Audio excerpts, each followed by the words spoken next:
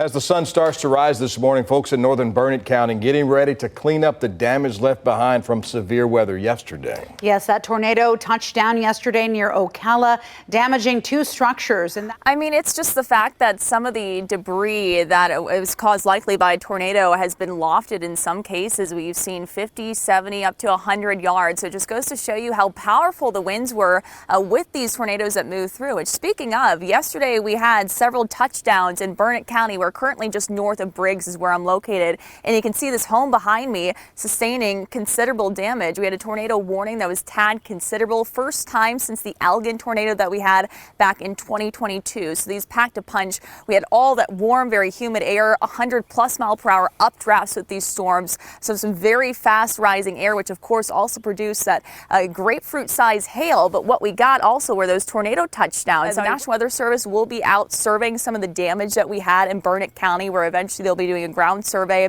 and then giving the tornado an EF rating based on the damage. We of course do have another severe weather risk in place for the same area here in central Texas today, where again we'll have to watch out for the risk of seeing some hail, damaging winds, and can't quite rule out a tornado. So as Jordan mentioned, very, very important today that you have a way of receiving those warnings, whether it be by phone, by the KVUE app, or by weather radio.